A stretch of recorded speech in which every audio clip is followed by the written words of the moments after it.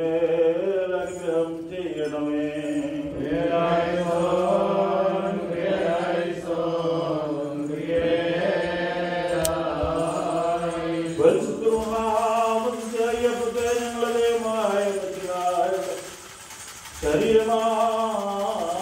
ശരീരമാക്കി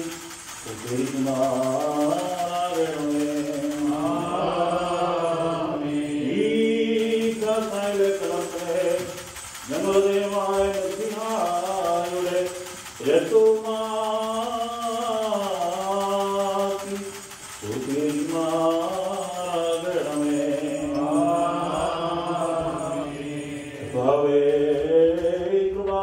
സംബന്ധിക്കുന്നവരായ ഞങ്ങളെ നിന്നോടുകൂടെ ആനന്ദം അനുഭവിക്കുന്നവരാകെ തീർക്കുന്നവരാകണമേ.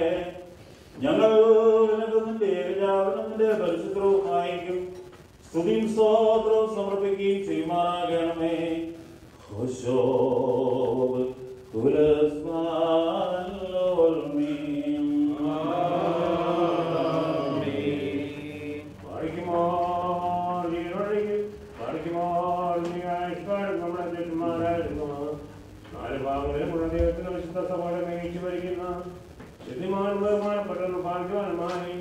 ദൈവത്താൽ ഉയർത്തപ്പെട്ടു പോരുമോ നമ്മുടെ മാതൃകീസായ വേണ്ടിയും നമ്മുടെ മേൽപ്പെട്ടക്കാരായ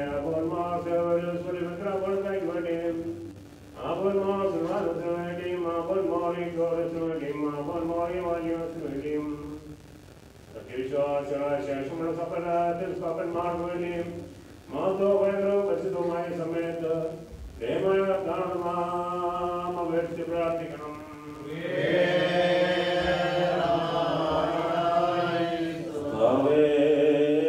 ഞങ്ങൾക്കെതിരായ നിഷ്ഠയോടെ സംസാരിക്കുന്ന വേദവിരീതികളുമായ നീ അടച്ച് മൗനമാക്കണമേ. ഞങ്ങൾ നിനക്ക് നിന്റെ ഏകജാതനും നിന്റെ പരിശുദ്ധവുമായിരിക്കും സ്തുതിയും സ്തോത്രവും സമർപ്പിക്കുകയും ചെയ്യുമാറാകണമേ.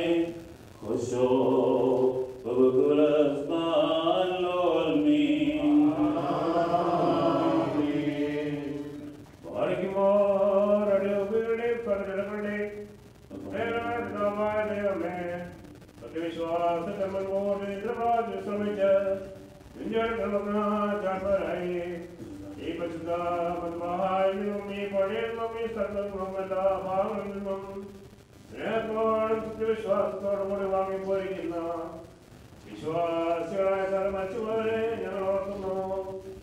അവരുടെ ആത്മാക്കളെ മരുപീഠത്തിന്റെ ഇടത്തിലേക്ക് എടുത്തുകൊണ്ടവനായ നമ്മുടെ ദൈവമായ മസിഹ ധാരാളമായ തന്റെ അനുഗ്രഹങ്ങൾ മൂലം കടങ്ങളുടെ പരിഹാരത്തിനും പാപങ്ങളുടെ മോചനവും അവരെ യോഗ്യരാക്കുവാനും നമ്മെയും അവരെ തന്റെ പ്രാർത്ഥിച്ചതിന് കേൾക്കുവാനുമായിട്ട് എന്നാണ് നാം അപേക്ഷിച്ച് പ്രാർത്ഥിച്ച് ഒന്ന് പ്രാവശ്യം പ്രിയരായിസോർത്തിച്ച് പറയണം.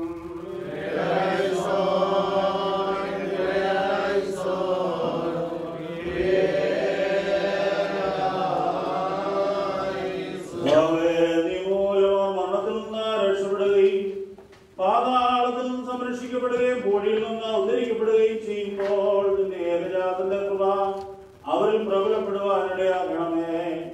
അവൻ മൂലമുള്ള കരുണയും പാപോചനവും പ്രാപിക്കുവാൻ വേണ്ടി ഞങ്ങൾ ഓരോമാരിൽ തന്നെ ശരണപ്പെടുന്നു.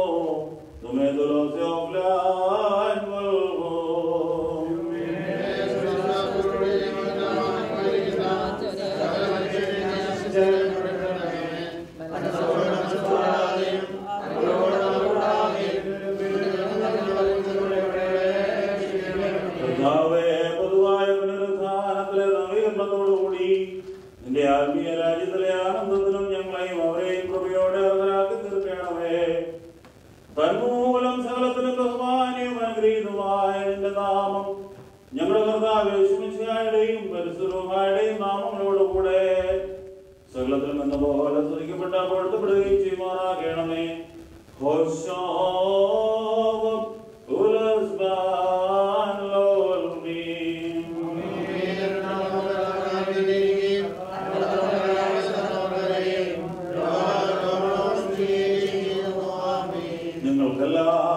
നിങ്ങൾക്കെല്ലാവർക്കും സമാധാനമുണ്ടായിരിക്കട്ടെ.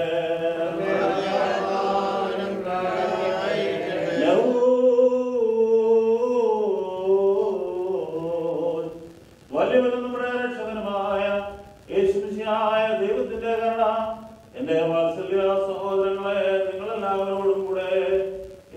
നാളും ഉണ്ടായിരിക്കട്ടെ.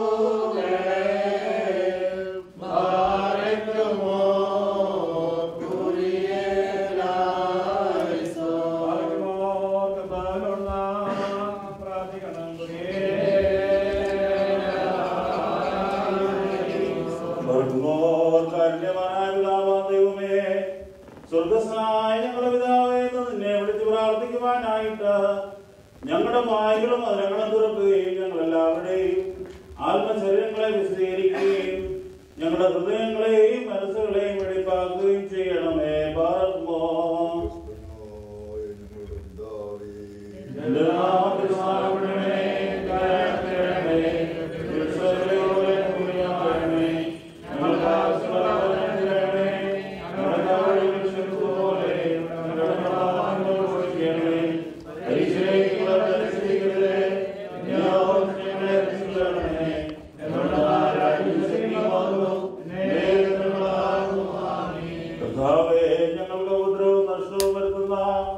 സകലത്തെയും ഞങ്ങൾക്ക് ഗുണകരവും ലാഭകരവുമായിട്ട് വേഗത്തിലും എളുപ്പത്തിലും നീ വ്യത്യാസപ്പെടുത്തി പെരുമാറാകണമേ.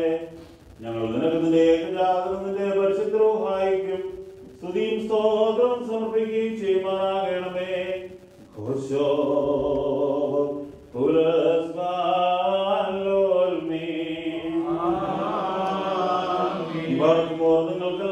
നിങ്ങൾക്കെല്ലാവർക്കും സമാധാനമുണ്ടായിരിക്കട്ടെ.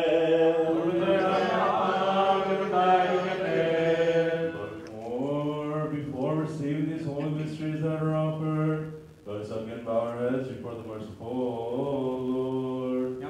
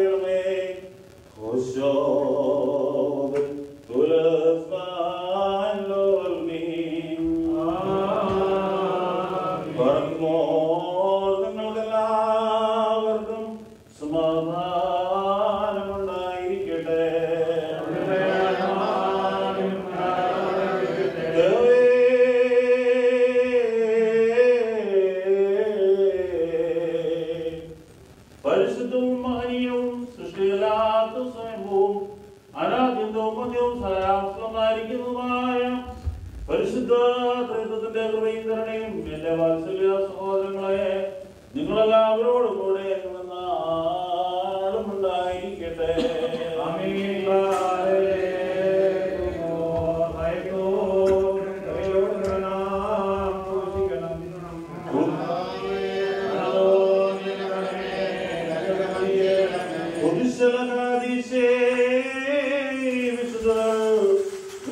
വിശുദ്ധന്മാർക്കും വെളിവുള്ളവർക്കും നൽകപ്പെടുന്നു.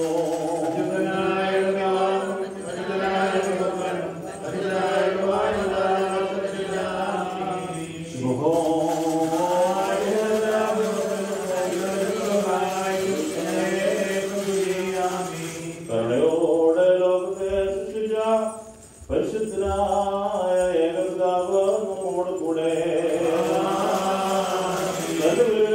അനുഭവങ്ങൾ മൂലം ലോകത്തെ രക്ഷിച്ച പരിശുദ്ധനായ ഏകപുത്രൻ നമ്മോട് കൂടെ സ്ഥലത്തെ പൂർണ്ണമാക്കുന്ന ജീവനുള്ള പരിശുദ്ധവുമായി നമ്മോട് കൂടെ കർത്താവിന്റെ തിരുനാമം ആദ്യം മുതൽ എന്നേക്കും വാഴ്ത്തപ്പെട്ടതായിരിക്കട്ടെ.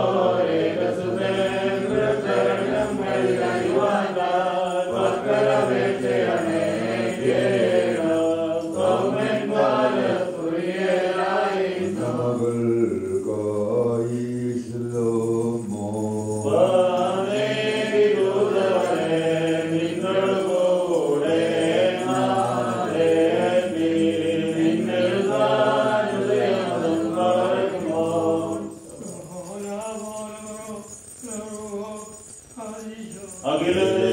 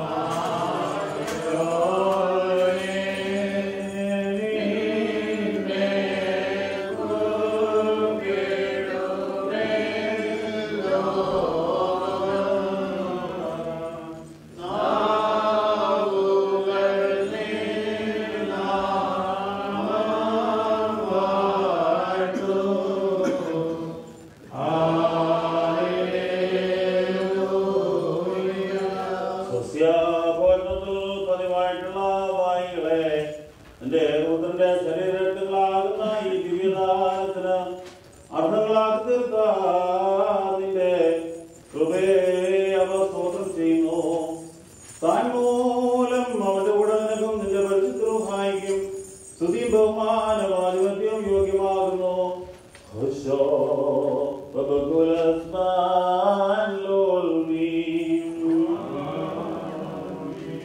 നിങ്ങൾക്കെല്ലാവർക്കും സമാധാനമുണ്ടായിരിക്കട്ടെ.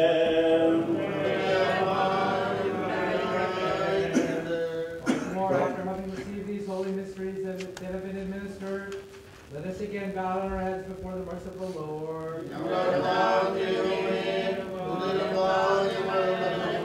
ഞങ്ങൾക്ക് അനുസരഭക്ഷണമായി വഹിക്കുവാൻ വേണ്ടി ഇറങ്ങി വന്ന സ്വർഗീയപ്പമാകുന്ന മനുഷ്യ, നിന്റെ ആഗമനത്തിൽ കെട്ടുപോകാത്ത അഗ്നിക്ക് ഭക്ഷണമായി ഞങ്ങളെ ആക്കി വയ്ക്കരുതേ. ഞങ്ങൾ നിനക്കും നിന്റെ പിതാവിനും നിന്റെ പരിശുദ്ധവുമായിരിക്കും സ്തുതിയും സ്തോത്രവും സമർപ്പിക്കുന്നു.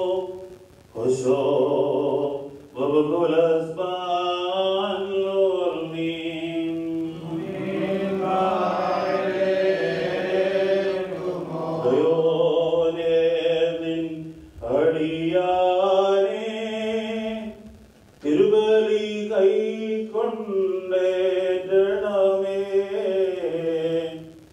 നിധി പ്രിയരുടെ നിവഹത്തിൽ സ്വർഗപുരത്തിലെ മണവറയിൽ നാദാദാസനു തിരുബലിയാൽ പാപവിമോചനമരുളണമേ. സ്വജനത്തിൻ ദോഷങ്ങളെയോ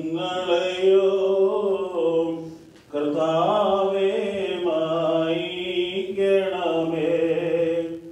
കരുണാനിധിയാം നാഥാ നീ നെളിയരുദാസനെ നിർത്തണമേ. കുഞ്ഞാടുകളുടെ കൂട്ടത്തിൽ വലമായി വാനിലെ മണവറയിൽ മുദ്രവലങ്കയ്യാലേകി ആശ്വാസവുമോ മയുമരുളി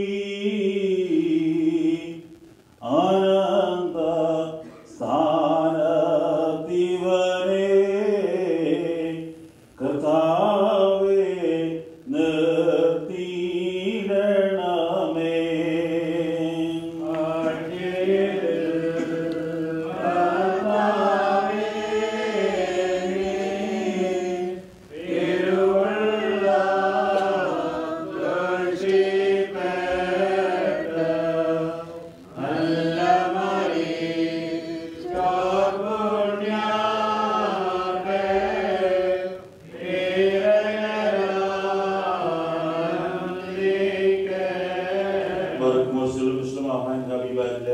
സഹോദരങ്ങളെ കർത്താവിന്റെ പാവയാനുള്ള നന്ദിയോട് നിങ്ങൾ പ്രാപിച്ചിരിക്കുന്ന അനുഗ്രഹങ്ങളോടും വഴിയാഹാരങ്ങളോടും കൂടെ പരിശുദ്ധവും ത്രിത്വത്തിന്റെയും ത്രിത്വത്തിന്റെ കൃപയ്ക്കും കരുണയ്ക്കുമായി ഞങ്ങൾ പരിമേൽപ്പിക്കുന്ന ഈ സമയത്ത് സമാധാനത്താലെ പോവുകയും ദൂരസ്ഥ സമീപസ്ഥവും ജീവനും മരിച്ചുപോയവരും കർത്താവിന്റെ വിജയസ്നേഹാൽ രക്ഷിക്കപ്പെട്ടവരും പരിശുദ്ധപ്പെട്ടവരുമേ ഈ തരത്തിലുള്ള കടങ്ങളിൽ ശ്രമിക്കും. നിങ്ങളുടെ പാപങ്ങളെ പരിഹരിക്കും. വിശ്വാസികളായ നിങ്ങളുടെ മരിച്ചവരുടെ ആത്മാക്കളെ ആശ്വസിപ്പിക്കുകയും ചെയ്യും. ഞാൻ ബലഹീനനും ഭാവിയുമാം ദാസൻ നിങ്ങളുടെ പ്രാർത്ഥനകളാൽ കർത്താവിന്റെ സഹായം ലഭിക്കപ്പെടുമാറാകട്ടെ. ഞങ്ങൾ സന്തോഷിച്ച് സംതൃപ്തരായി സമാധാനത്താലെ പോയി എന്നേക്കും ഞങ്ങൾക്ക് വേണ്ടി പ്രാർത്ഥിക്കുകയും ചെയ്യും.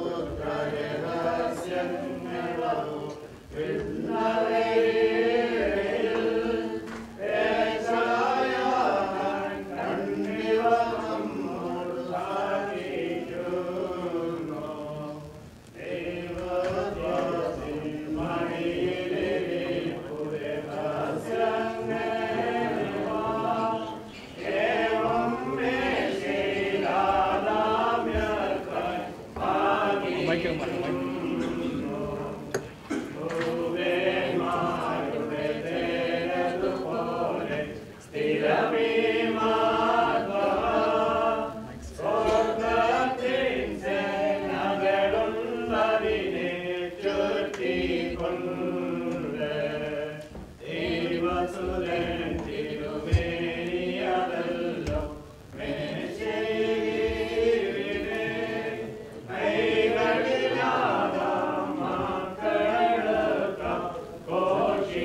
far, right? Should we push it back a little bit?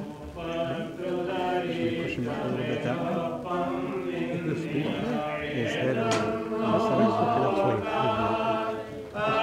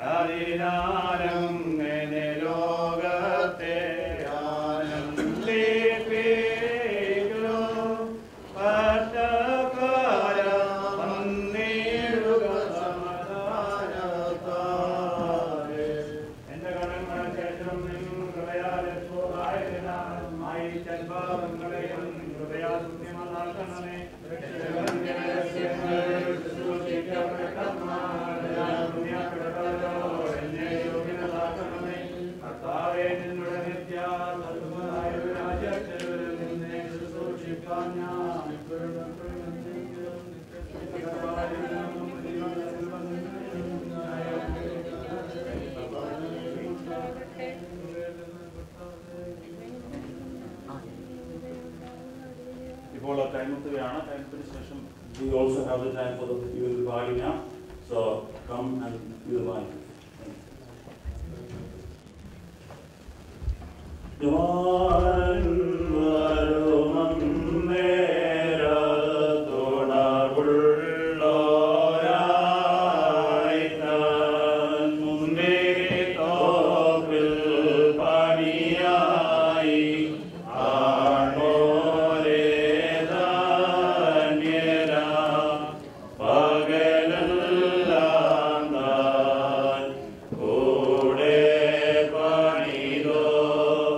Rava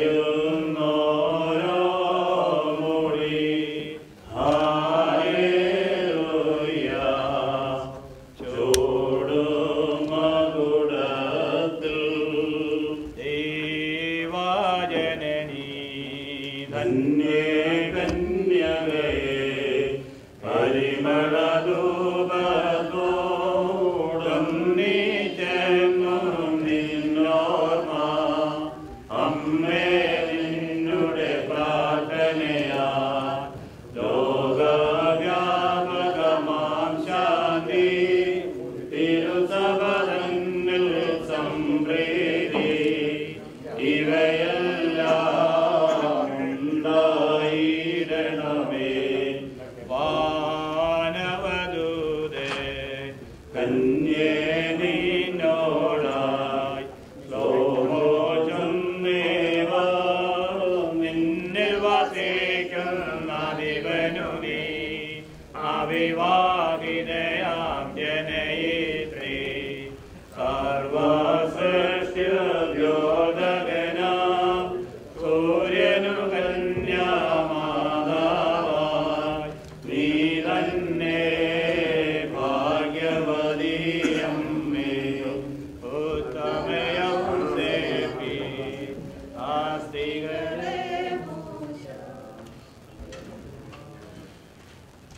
If anybody wants to come and spend more time in Mr. Bari, please, this is time for that. So if you do that, we will do the service and the condolence message, so like in the shop.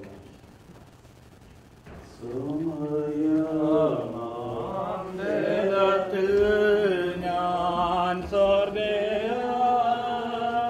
ചെയ്യുന്നു.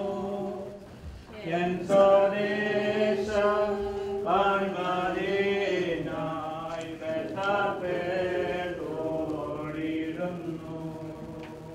N സ്വദേശം കാൺകാനായി ബദ്ധപ്പെട്ടോടിടുന്നു.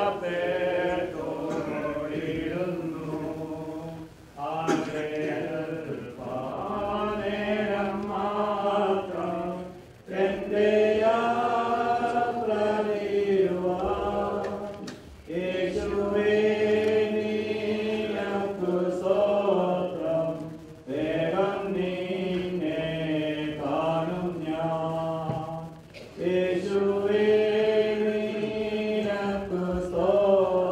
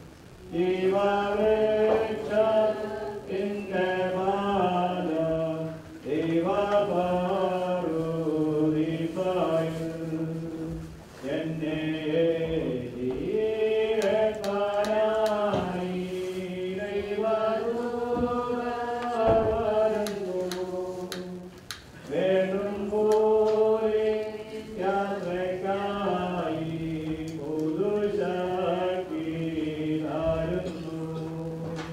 വേണ്ടും പോലെ യാത്രക്കായി പുതുശക്തി തരുന്നു.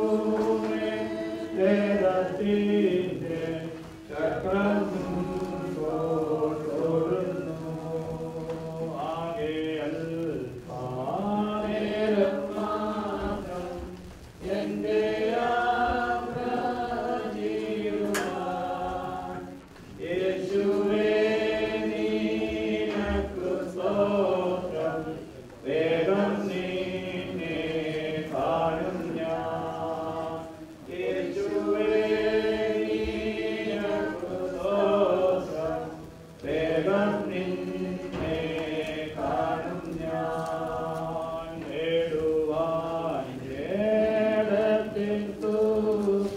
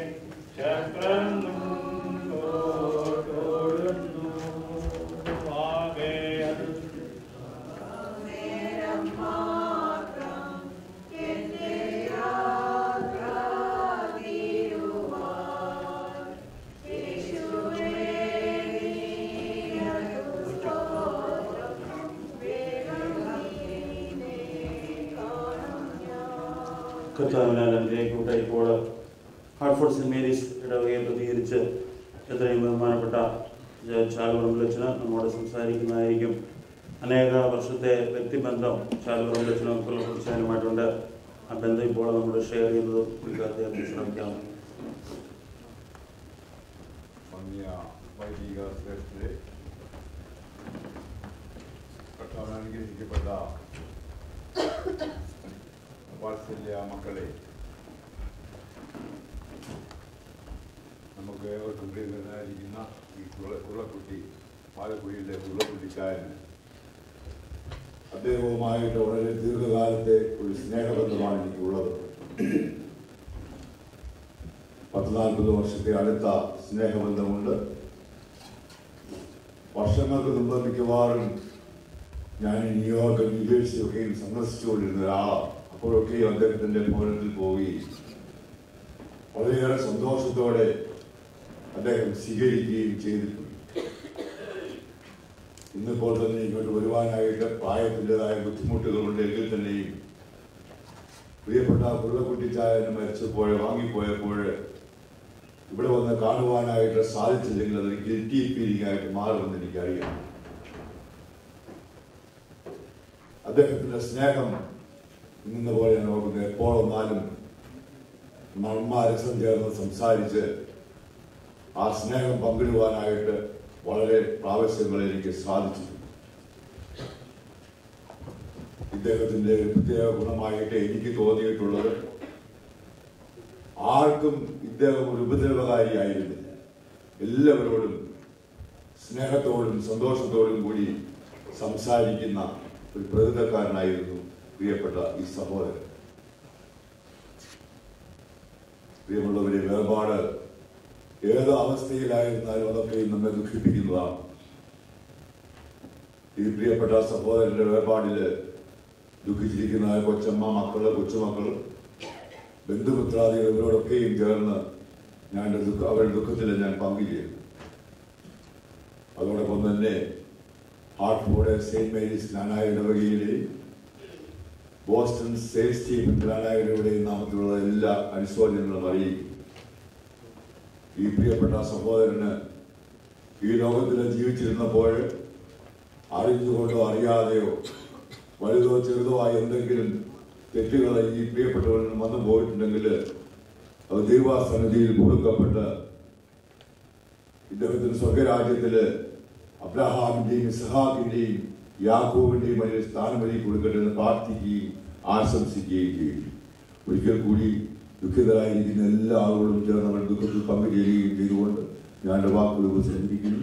സർവശക്തനും മഹാകാരുണ്യവാനുമായ ദൈവം തമ്പുരാൻ ഈ ദാസന്റെ ആത്മാവിന് സ്വർഗരാജ്യത്തിൽ വലിയ സ്ഥാനം ഒരുക്കി കൊടുക്കുന്നു പ്രാർത്ഥിക്കുകയും ആശംസിക്കുകയും ചെയ്യുന്നു. ദൈവം നമ്മളെ അനുഗ്രഹിക്കട്ടെ.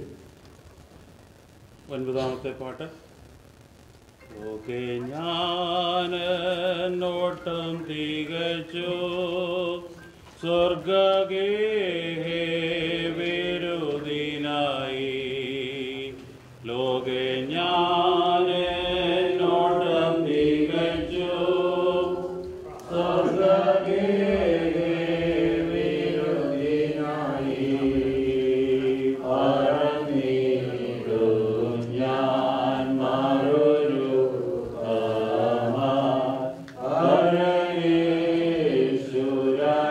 സന്നിധ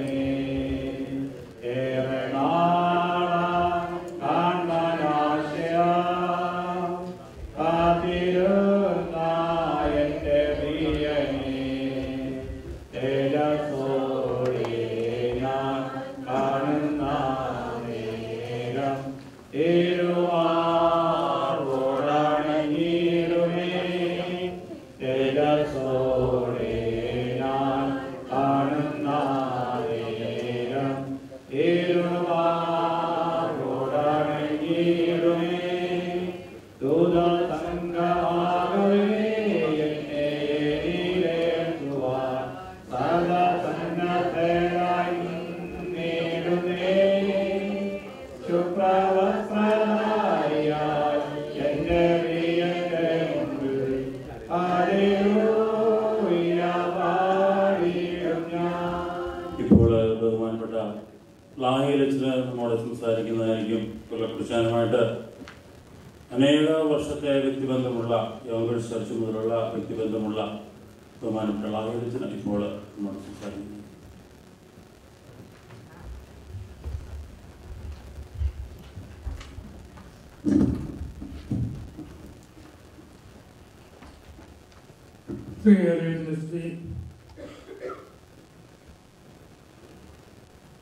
ഹാനോക്ക് ദൈവത്തോടുകൂടെ നടന്നവനായിരുന്നു.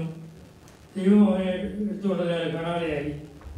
അവർ ചിന്തയാണ് ഇവിടെ വഴി ചിന്തിക്കുമ്പോൾ കൂടെ കടന്നുപോകുന്നതായ ചിന്ത. വേർപാടെന്ന് പറയുന്നത് ഏതർത്ഥത്തിലായാലും ദുഃഖകരമാണ്, ഏത് സാഹചര്യത്തിലായാലും ദുഃഖകരമാണ്. എങ്കിൽ നാം ഇവിടെ കൂടിയിരിക്കുന്ന ദുഃഖം നിർത്താൻ നടക്കുന്നതായ സാഹചര്യമല്ല. ഇനിയോ സന്തോഷത്തിൻ്റെ ഇവരുടെ ജീവിതം ഓർത്ത ദൈവത്തെ ശ്രദ്ധിക്കുക, ഇവരുടെ ജീവിതം ആഘോഷിക്കുക, സന്തോഷത്തോടെ കുട്ടിയെ യാത്ര അയക്കുക എന്നുള്ളതായ ആ ഉദ്ദേശത്തോടെയാണ് അവിടേക്ക് കൂടിയിരിക്കുന്നത്. കുട്ടിയുടെ ജീവിക്കുമ്പോൾ നമുക്ക് ദുഃഖിക്കേണ്ടതായ യാതൊരു കാര്യമില്ല. അദ്ദേഹം വളരെ സൗഭാഗ്യവാനായിട്ട് ആർക്ക് യാതൊരു ബുദ്ധിമുട്ടുണ്ടാക്കാതെ സന്തോഷവാനായിട്ട് ഈ ലോകത്തിൽ നിന്ന് എടുക്കപ്പെട്ടു. വലിയൊരു അനുഗ്രഹമാണ് എന്ന് നമുക്ക് ചിന്തിച്ചാൽ നമുക്ക് മനസ്സിലാകും. പലപ്പോഴും വരാണ്ട് നമുക്ക് സുഖം കിടക്കാനില്ലാതെ ഈ ലോകത്തിൻ്റെ വാങ്ങിപ്പോണെന്ന് ആഗ്രഹിക്കുന്നവരാണ് നമ്മളുടെ ഭൂരിപക്ഷമായിരുന്നു. കുട്ടിക്ക് സാധ്യമായി തീർന്നു. ചിന്തിക്കുമ്പോൾ ഞാൻ 2 വർഷം മുമ്പ് അയക്കുന്നതാണ്. 42 വർഷത്തെ പരിചയമായ ഒരു കുട്ടിയായിട്ടുള്ളത്. He was a pioneer in several fields. ഒരിക്കലത്തെ ജ്ഞാനക്കാരനായ ഫാർമസിസ്റ്റ് ഒരു കുട്ടിയായിരുന്നു. അതിൻ്റെ ഫാർമസി ഉടമ ഒരു കുട്ടിയായിരുന്നു. അത് റെസ്റ്റോറൻറ്റ് ഉടമ ഒരു കുട്ടിയായിരുന്നു. അങ്ങനെ പല രംഗങ്ങളിലും ഒരു പൈനറായിരുന്നു ഒരു കുട്ടി. ദൈവമായിട്ട് ഈ സമുദായത്തിൻ്റെ ആരംഭത്തിൽ മുതൽ ഈ സമുദായം കമ്മ്യൂണിറ്റി രൂപീകൃതമായ അവസരം മുതൽ വളരെയടുത്ത് പ്രവർത്തിക്കാൻ ഇടയായിട്ടുണ്ട്. വളരെ പ്രധാനമായിരുന്ന ഒരു കുട്ടി. പ്രത്യേകിച്ച് യോഗേഷ് പള്ളിയുടെ വായിക്കുന്നതൊക്കെയും വളരെ സജീവമായി സമുദായരംഗത്ത് പ്രവർത്തിച്ച ഒരു വ്യക്തിയാണ് ഒരു കുട്ടി. ഇതൊക്കെ പ്രവർത്തിക്കാനുള്ളതായ പല അവസരങ്ങളും എനിക്ക് ലഭിച്ചിട്ടുണ്ട്. പിന്നെ വളരെ മഹാമനസ്കതയുള്ള ആവശ്യങ്ങളുണ്ടായ കാര്യങ്ങൾക്ക് ആവശ്യം ബോധ്യപ്പെടാതെ അത് മടിയും കൂടാതെ സംഭാവന നൽകാൻ ഒരു കുട്ടി യാതൊരു വൈദ്യുതി കാണിച്ചിട്ടില്ല. എപ്പോഴും ആവശ്യപ്പെടുമ്പോൾ ഒരു കുട്ടിയെ സമീപിച്ചാൽ ഒരു കുട്ടിയെ കഴിഞ്ഞപ്പം സഹായങ്ങളെ യാതൊരു മടിയും കൂടാതെ ചെയ്യുന്നതൊക്കെ ഞാൻ ഓർക്കുകയാണ്.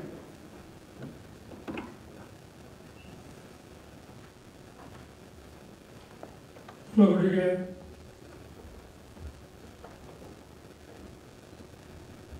ദൈവം വണ്ടിയിൽ ഭഗവാന് കുട്ടി വേണ്ടിയിട്ട്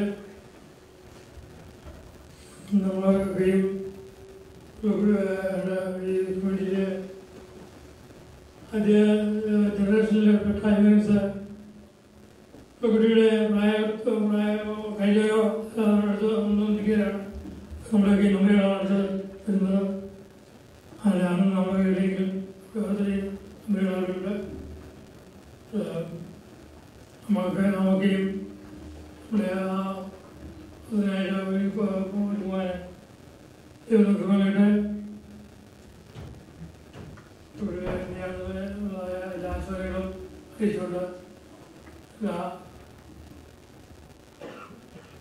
കുടുംബത്തിന് ദൈവം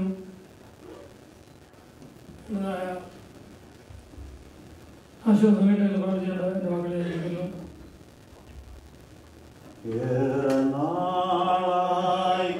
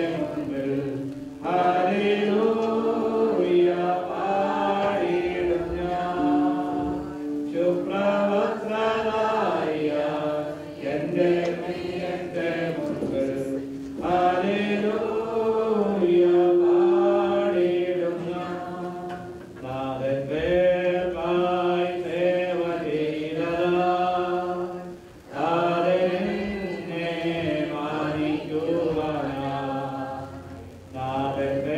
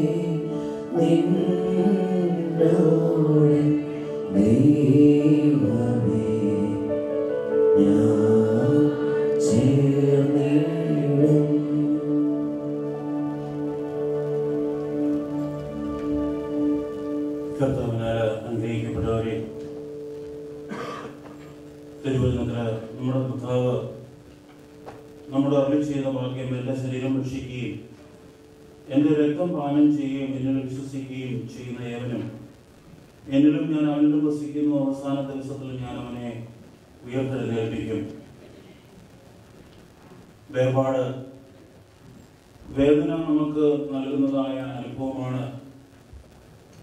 എങ്കിലും നമ്മുടെ പ്രത്യാശ എന്ന് പറയുന്നത് കർത്താവിന്റെ തിരുശരീര രക്തങ്ങള് അനുഭവിച്ച് പാപമോചനം പ്രാപിച്ച് കർത്തൃസന്നിധിയിലേക്ക് കിടക്കപ്പെട്ടിരിക്കുന്നതായ നമ്മുടെ പ്രിയപ്പെട്ട കുർബാന കർത്താവിന്റെ സന്നിധിയില് അവസാന ദിവസത്തിൽ അവന്റെ ശബ്ദം കേട്ട് ഉയർത്തെഴുന്നേറ്റ് കർത്താവിന്റെ സന്നിധിയിലേക്ക് ചേരുമെന്നുള്ള പ്രത്യാശയാണ് നമ്മെ മുന്നോട്ട് നയിക്കേണ്ടത്.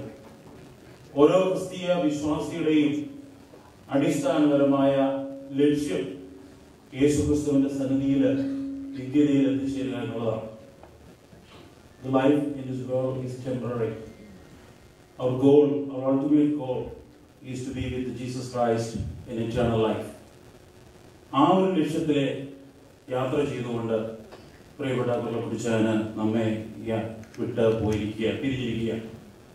സഭയെ അനുശാസിക്കുന്ന കുദാശകളൊക്കെ സ്വീകരിച്ച് എല്ലാ ആരാധനയും കുർബാനകളും ഒക്കെയും വിശ്വാസത്തോടുകൂടി കടന്നു വന്ന അതിൽ പങ്കുകൊണ്ട് ഭാഗ്യകരമായ ഒരു മരണത്തിന് നമ്മുടെ പ്രാർത്ഥനയിൽ സൂചിപ്പിക്കുന്ന പോലെ ഒരു നല്ല ക്രിസ്തീയ അന്ത്യം സ്വീകരിച്ചുകൊണ്ട് പ്രിയ ദാസൻ ഈ ലോകത്ത് നിന്ന് മാറ്റപ്പെട്ടു. വേർപാട് നമുക്ക് ദുഃഖമാണ്, വേദനയാണ്. എങ്കിലും നമ്മുടെ പ്രത്യാശ എന്ന് പറയുന്നത് B with God, B with Lord Jesus Christ. അവിടെ ദൈവത്തെ സ്തുതിക്കുന്നവരായി അവരുടെ മാലാഖമാരുടെ സംഘത്തില് ചേർന്ന് വസിക്കുന്നവനായി പ്രിയപ്പെട്ട കുർബാനെ എത്തിച്ചേർന്നിട്ടുണ്ട് എന്നുള്ളത് നമുക്ക് ഉറപ്പാക്കാവുന്ന കാര്യമാണ്. പാലക്കുടി ഫാമിലിയെ സംബന്ധിച്ചിടത്തോളം ന്യൂജേഴ്സി ഇടവകയുമായിട്ട് ഒരുപാട് വ്യക്തി ബന്ധങ്ങളുള്ളതാണ്. കുർബാന്റെ സഹോദരൻ സാമ്പുരിച്ചാന് ഈ ന്യൂജേഴ്സി ഇടവാംഗമാണ്. പള്ളിയുടെ ഒരുപാട് കാര്യങ്ങളില് ഇതിന്റെ തുടക്കം മുതൽ ആത്മാർത്ഥമായിട്ട് പ്രവർത്തിച്ച് സഹകരിച്ച ഒരു കുടുംബമാണ് പാലക്കുടി ഫാമിലി എന്ന് പറയുന്നത്. ഈ പള്ളിയുടെ തുടക്കത്തിൽ നിർമ്മാണ പ്രവർത്തനങ്ങളൊക്കെയും കുർബാന്റെയും ഒരുപാട് സാമ്പത്തിക സഹായമൊക്കെയും ഈ ഇടവകയ്ക്ക് ലഭിച്ചിട്ടുണ്ട്. അവസരം കിട്ടുമ്പോഴൊക്കെ ഇവിടെ ഒന്നും വിശുദ്ധ കുർബാനയിൽ സംബന്ധിക്കുകയും വളരെ സ്നേഹത്തോടെ സന്തോഷത്തോടെ ചിരിക്കുന്ന മുഖത്തോടെ എല്ലാവരോടും കുശലം അന്വേഷിക്കുന്ന ഒരു വ്യക്തിത്വമായിരുന്നു കുർബാന്റേത്. ഒരിക്കലും മറക്കുവാനാവാത്ത ആ സ്നേഹത്തിന്റെ ആ പരിപാലനം തീർച്ചയായിട്ടും നമുക്കൊക്കെ മിസ് ചെയ്യും. എങ്കിലും മുന്നോട്ടുള്ള ജീവിതത്തില് കർത്താവിന്റെ സന്നിധിയില് നമുക്ക് പ്രിയദാസനെ വീണ്ടും കാണാമെന്നുള്ള പ്രത്യാശ, അതാണ് നമ്മുടെ ജീവിതത്തിലെ ഏറ്റവും വലിയ സൗഭാഗ്യമായിട്ട് നമ്മൾ കാണേണ്ടത്. വേർപാടിന്റെ വേദനയില് ദുഃഖത്തില് കഴിയുന്ന ഈ കുടുംബാംഗങ്ങൾക്ക് ന്യൂജേഴ്സി ഇടവകയുടെ സെന്റ് തോമസ് ഇടവകയുടെ എല്ലാവിധമായ ആദരാഞ്ജലികളും അർപ്പിക്കുന്നു. ദൈവം അവരുടെ കണ്ണുനീർ തുടച്ച് ആശ്വാസം നൽകി പ്രത്യാശയിൽ മുന്നോട്ട് പോകുവാൻ ദൈവം ഇടയാക്കട്ടെ എന്ന് പ്രാർത്ഥിക്കുകയും ആശംസിക്കുകയും ചെയ്യും. അതുപോലെ തന്നെ ഇവിടെ പലരും സൂചിപ്പിച്ചതുപോലെ യോഗേഴ്സ് ഇടവക എന്ന് പറയുന്ന കുറിച്ചതിന്റെ അത് ലൈഫ് ബ്ലഡ് ആയിരുന്നു. ടോള് കൊടുത്താണെങ്കിലും ബുദ്ധിമുട്ടിയാണെങ്കിലും ട്രാഫിക് പിടിച്ചാണെങ്കിലും എല്ലാ ആഴ്ചയിലും അവസരമുള്ളപ്പോഴൊക്കെ അദ്ദേഹം യോഗേഴ്സിലായിരുന്നു പ്രധാനമായിട്ടും സംബന്ധിച്ചു കൊണ്ടിരുന്നത്. യോഗേഴ്സ് ഇടവകയായിരുന്നു കുറിച്ചാന്റെ മാതൃഇടവക എന്ന് പറയുന്നത്.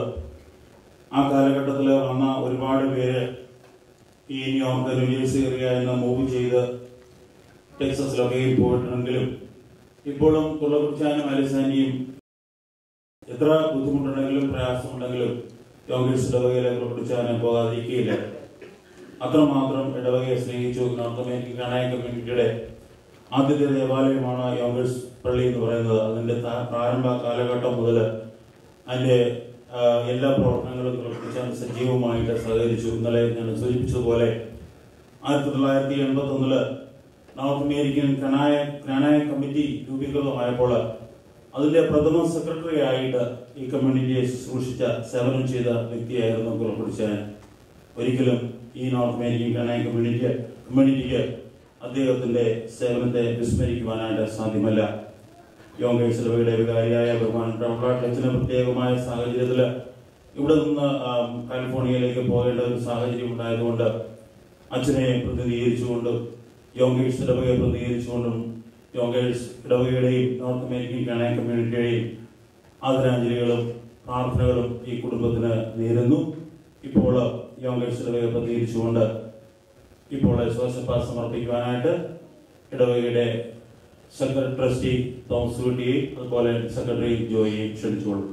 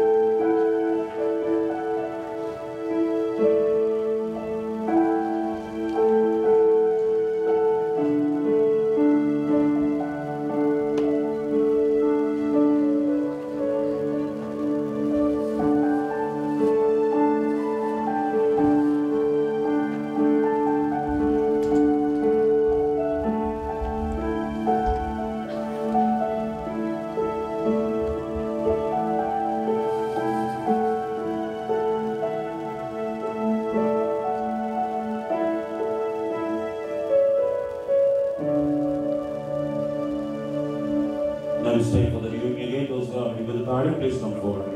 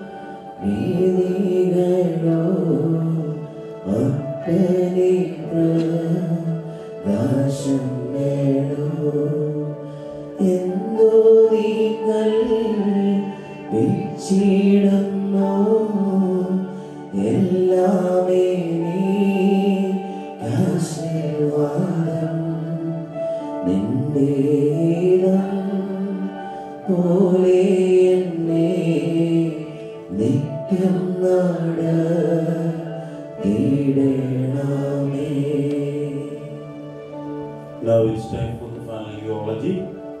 First, I would like to invite Ruba Kaur, the oldest daughter of Palakudy. Ruba, please come forward.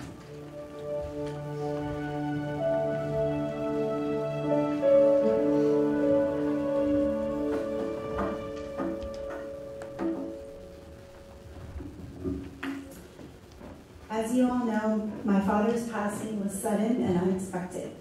There are so many things I didn't get to say to him, so I wanted to take this time to tell my dad everything I should have said to him in life. Dad, there was never any doubt during my life that I was your little princess, and we meant everything to you.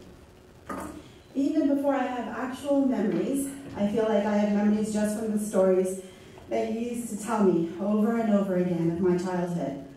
Anyone who knows my dad knows that he liked to tell the same stories and repeat the same jokes over and over again, and he would say it like it was the first time, each time.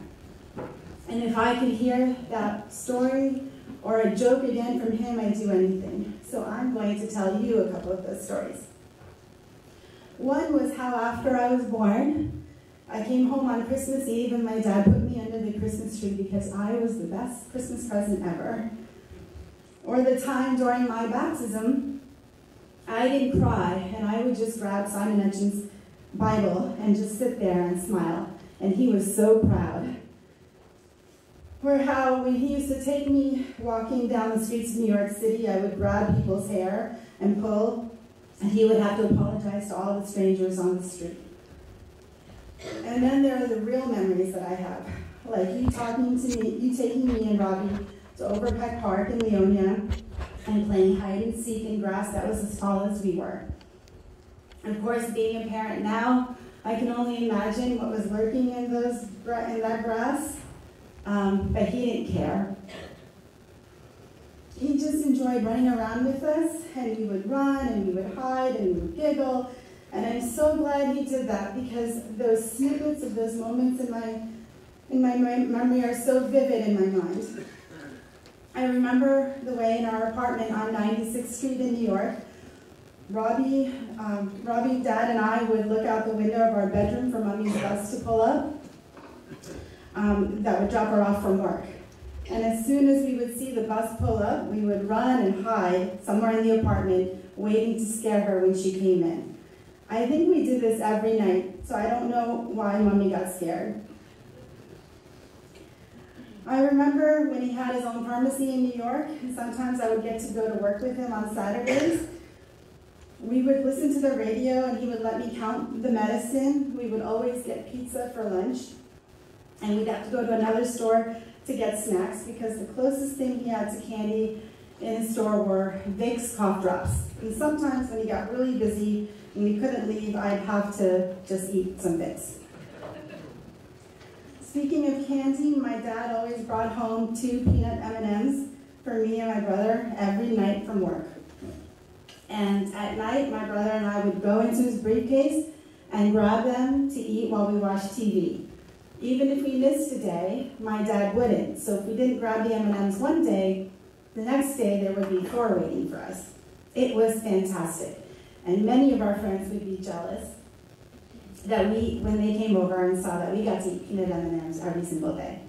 He did this for as long as I can remember, well into our 20s, and we ate those M&Ms well into our 20s. Working in New York, he also thought he was an expert in Spanish, but really the only word he knew was mañana, which means tomorrow. So every night growing up, for as long as I remember, Robbie, Mom, Dad, and I would say the same 3 things to each other before bedtime. Good night, I love you, and see you mañana. I remember him driving me to school in the mornings and always being late. I would beg for him to drive faster, but he would never go over 25 miles per hour. And now as an adult, some would say that I'm pretty slow, a slow driver, just like my dad. I remember one time when I was 16, I wanted to go to London with my English class.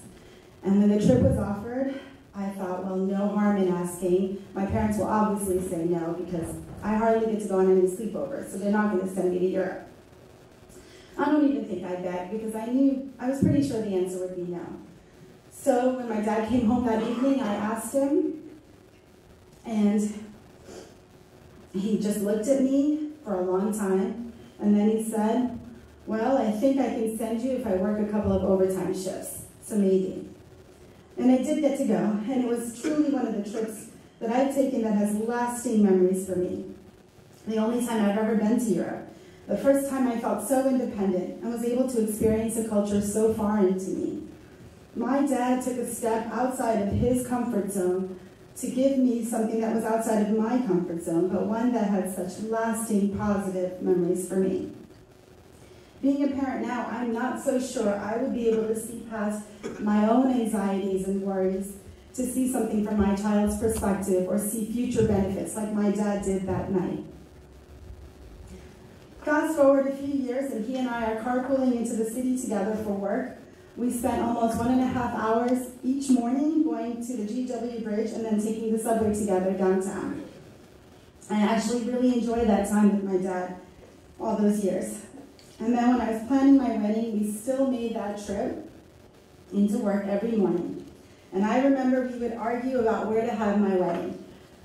I, of course, wanted something a little more pricey, and he was always thinking, saving, saving, saving.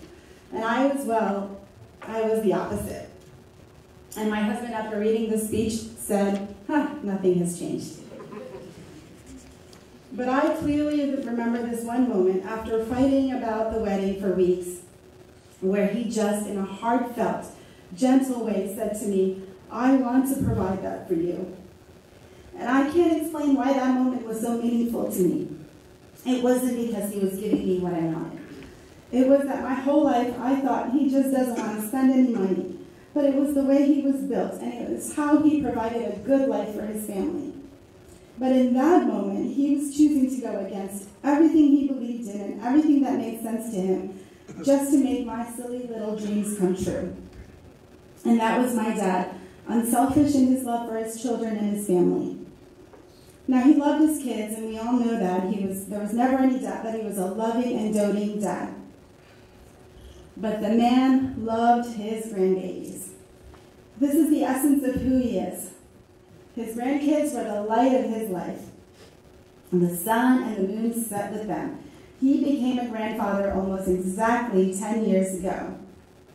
And I'm pretty sure you could say that's when the happiest years of his life began. And they equally adored him back. I used to wonder, why do these kids love him so much, and why was he their favorite? I mean, my mom was doing all the work. He would just make silly faces at them while my mom got their food ready.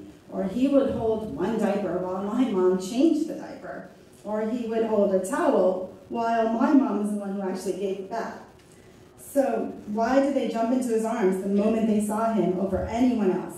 All 5 of them adored him. It was always from birth, acha, acha, acha. And truthfully, I didn't understand it until I realized something. Kids have a pretty good perception on things. They just knew that this man loved them with all his heart and soul, and they clung to him because of that. Without even knowing it, from birth, they felt his overwhelming and unconditional love, and of course they would leap into his arms from anyone else. Noah was his number 1. That's what he called him. They had a special bond since Noah was born. Dad would always carry him all day long. When Noah was a baby, he would play with his ears as a comfort measure. Dad would walk around with him, and Noah would just be rubbing his ears. In the middle of the night, Noah would just tap on his shoulder, and Dad would get up and rock him all night. Every night, every time he talked to Dad on the phone, he would ask for Noah first. And then he would say, well, tell Noah to FaceTime me. And they always asked each other, when are you going to come for a visit? And one of them would always say, I'll see you in 2 weeks. Even this past Christmas we spent together, Noah would always choose to sleep next to Acha at night. But then the next day, Noah looked so tired, and I would ask, what happened? Didn't you sleep well? And he said, yes, until Acha woke me up at 5 in the morning to look at a deer outside. Emma told me she was going to miss how Acha would be waiting for her outside when we came home to visit from the airport. She also said she's going to miss all of his funny jokes. When she was little, she would jump into his arms and then not let him put her down. He couldn't go to the bathroom, he couldn't sit down, he couldn't go outside to sneak a cigarette. He couldn't do anything. She just said, no, no. And he would laugh and keep holding her.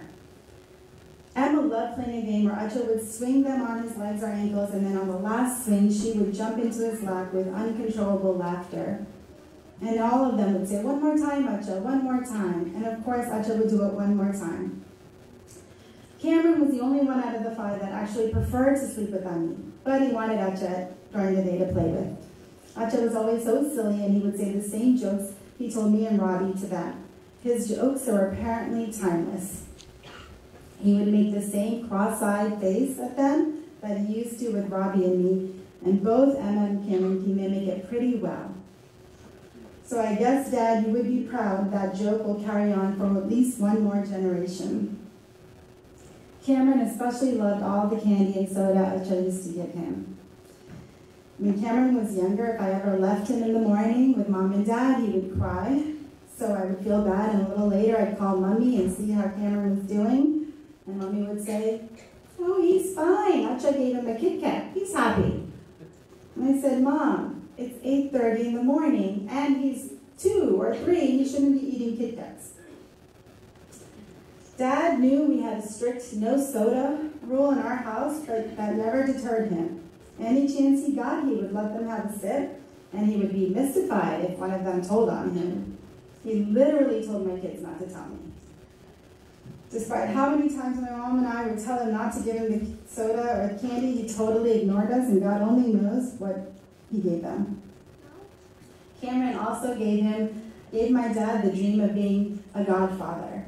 He was so excited, but my dad was a little worried that Cammy would cry. Of course, this child didn't shed one tear, and we always joke around afterward how every other baby cries. The one time my dad has to go up there, the baby just sits there quietly. What a charmed life my dad had. But I know that charmed life was full of good times and struggles, and hard work. It was a full life, but one that was too short for all of us. 26,590 days. That was the number of days my dad was here on earth. It was too short for us. That was the number God had given him. I thought we had more time. I thought they would soon be living in Dallas with us. We had made plans. We thought they would live somewhere near us, and Phil and I would be able to drop the kids off for sleepovers at Ami and Acha's house whenever we wanted. We thought that after a decade of parenting with no grandparents nearby, we would have the chance to be able to go out anytime we wanted, knowing our babies were loved and safe with their grandparents. If I could go back to this Christmas, when we spent 2 weeks here in New Jersey with my parents, I would do it all over again and spend every day not worried about what presents to buy, but sit in my dad's presence and watch him with his grandkids, seeing how they would wake up super early, jump out of bed, and run downstairs, knowing their Acha was in his usual spot on the sofa reading the newspaper. And then they would make him stop reading, get him something to drink, and he would happily get up and get him something. But I am so grateful for the years we had together, for the years you had with your adoring grandchildren, and for the opportunity to hold your hand as you took your final breath and went to be with our Heavenly Father. I pray that as you made your way to heaven, you looked back and you saw your wife, your children, and your brothers and sisters holding your hands and surrounding you with our love. I hope you smiled at us with that endearing smile that only you have. Please know that I love you. I'm going to miss you every single day. I'm going to miss your kind, beautiful smile. And Dad, you are the strongest, smartest, most loving and gentle man I have ever known. And I'm so grateful to have been your little girl. I am so grateful for the life you have provided me and the happy future I have because of you. You worked so hard every day, and you showed me so much love, and I'm going to remember that love every moment of my life. And your grandkids are going to carry that pure and unconditional love with them as they grow older. We will talk about you all the time. And do you know that they do carry a piece of you? When I was trying to figure out what to write today, and I was thinking about who you are, I realized that they each have inherited a piece of your spirit. Noah is so quiet and soft-spoken and a gentle soul like you. Emma is selfless, big-hearted, and Pavam, just like you could be. Somebody could get angry at her and she will never yell back, just like you. And Cameron definitely inherited your prankster, joking ways, right down to that twinkle of mischief in his eyes. So Dad, I'm going to end this with saying the same three things we always say to each other every night at bedtime. Good night, I love you, see you mañana. This time mañana will be when I get to see you in heaven again, and I know I will, and I know you'll have that warm smile, and you will have that warm hug for me.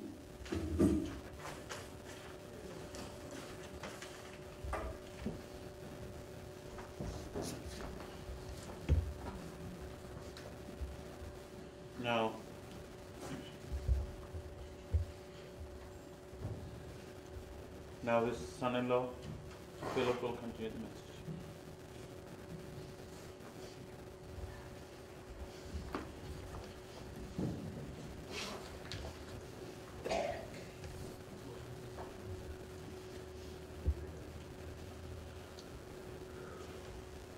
I'm getting old, I don't know if I can keep this distance. That was beautiful, honey. Wow. I'm following a tough act there. Yeah, I'm really married to her. Sometimes I have to pinch myself to remind me. I'm Philip Kuruvilla. I'm the son-in-law.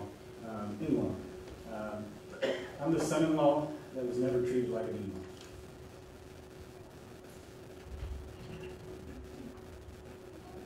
Dad always treated me like a son. I first met Dad in 2003-ish. When we were dating, we had a covert operation, and I met Mom first. Dad never knew that. I actually don't think Dad knew that even to this day. But eventually I met Dad. I think Mom wanted to make sure that I was the sure thing, and do this would work. So I met Dad, and he welcomed me with open arms. I felt that love from day one, something I won't ever forget. I found out actually this weekend that after he met me, he stayed up the whole night. That kind of joy and that kind of love is kind of what I felt. When you have close relationships with people, relationships can be very difficult sometimes. I can say with confidence that Dad and I never had a disagreement. We just always got along. We always saw eye to eye. He always loved me, and I felt that. And I don't think, I could say that about many relationships in my life, that I've never had an argument or disagreement with someone. But the more I thought about it, the more I knew that was true. And so that's kind of my life together with Dad. We moved out from D.C. to Dallas, and that was a big move. My wife is a big East Coast person. She continually reminds me, why didn't we move here?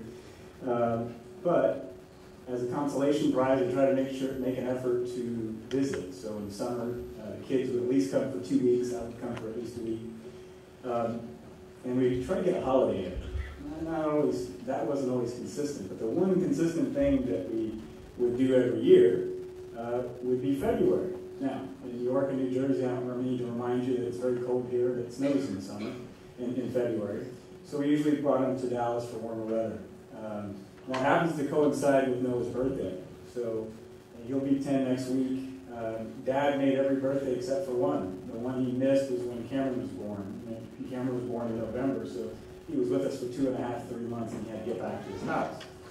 So, it's interesting when they come and stay with us because, we'd like them to come over.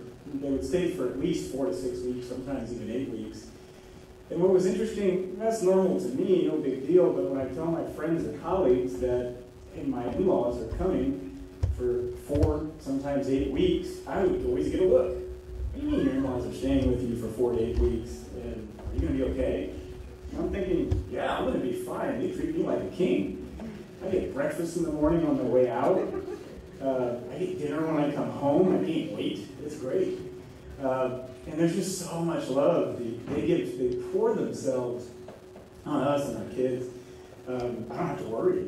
I get a free babysitter. My wife and I get date nights multiple times a week. It's awesome.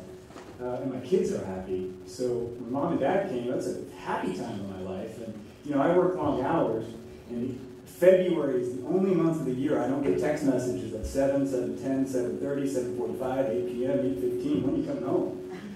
It's great. So I enjoyed it. So what I realized very quickly with those comments, I had a special thing. So I was, my biologic parents are fantastic, but to get two sets of in-laws that were also fantastic, I'm truly blessed, right? And so that was an amazing thing I kind of figured out over the years as I fellowship with Dad. But talking to Dad, he's interested. He's a quiet guy. You really got to kind of poke at him and get a conversation. And so, over the years, he'd tell me a little bit about his life, and some of the things that really caught my attention is just his entrepreneurial spirit, his intelligence. He was very good at math. He helped my kids with math. I think that's why my wife was a math major. But, when he was talking about owning his own pharmacy and own restaurant and all the things that he had to do to keep that maintained, it just commands respect, right? How hard he worked to provide a good life for my wife and Robbie and his wife and our grandkids. It's a commendable thing. But I have to say, Dad, you gave me one of the greatest gifts I've ever received. And that was your daughter's hand in marriage. And I can't thank you for that.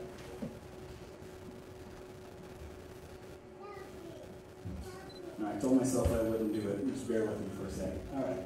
So that's something that I can never repay you for. But through that gift you gave me, we gave you 3 gifts. And that was Noah, Emma Grace, and Cameron. And I'll tell you, Dad loved me, I knew he did.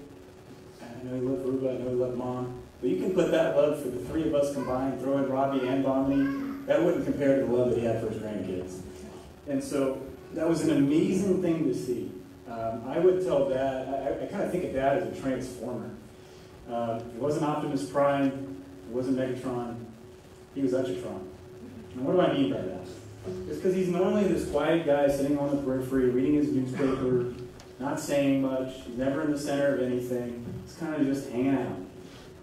But when he sees his grandkids, whether it's Gianna, Sophia, or 3 of them, or when we all get together at DC, man, this man had a fire lit. He just transformed. He had joy, he had happiness, he would smile, he would laugh, he would talk. And I'll tell you, that was a sight to see and something that I tell you would never get tired of. There's so many memories, and I was kind of thinking about, hey, what memory do I share here? I'll tell you one that I found kind of interesting was when we nursed, oh, wait a minute, we didn't nurse, my wife nursed, I slept. But when my wife nursed, somehow Ucha would always realize it was nursing time, whether it was 2 in the morning or 3 in the morning, and then he would pace outside of the room and just pace and pace and pace, and then he'd eventually knock if he got impatient. We're like, Dad, he's not done yet. We'll bring him out. We'll bring him out. But 3 o'clock in the morning, you're handing off the baby. We're like, yes, good riddance. And he's smiling and just perky and happy to just burp this baby and put him in bed next to him. And I enjoyed that. He did that with all 3 children. And I don't know how he had this biologic clock of when the nursing was starting, because I certainly didn't.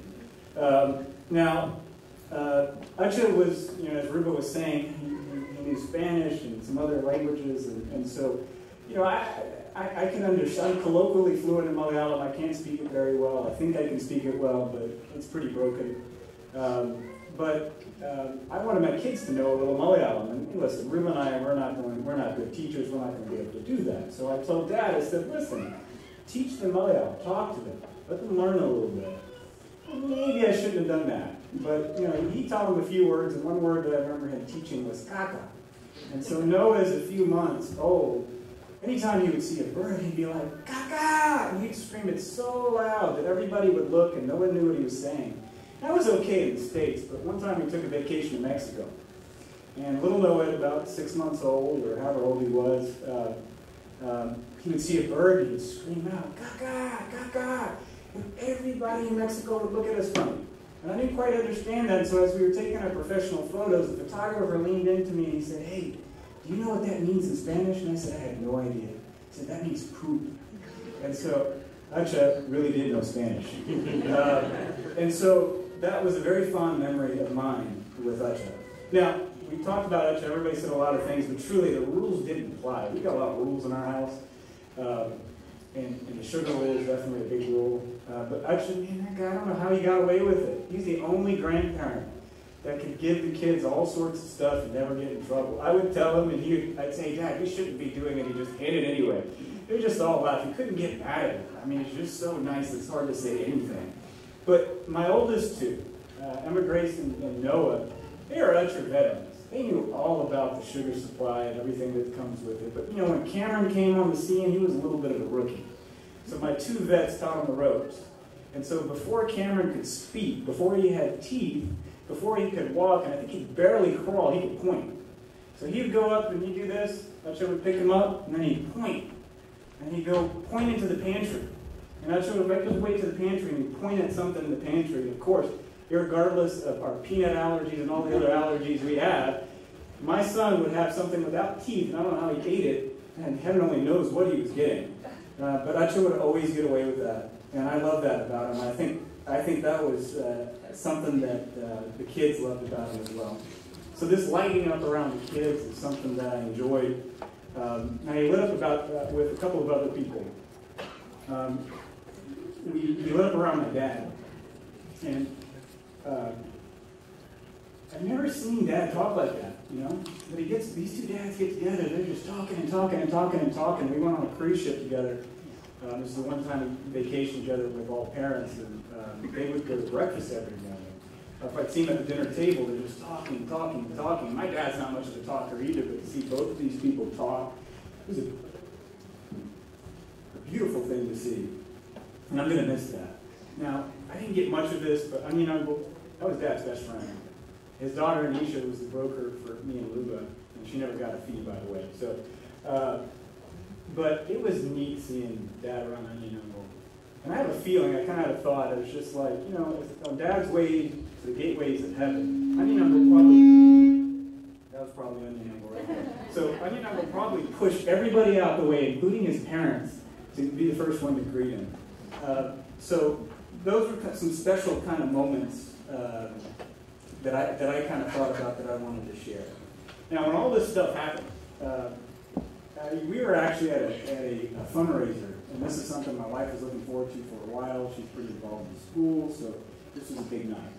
And so I get a missed call, and of course, being a physician, I get a lot of calls, and if I don't recognize the number, I am not going to answer it, so I didn't answer it.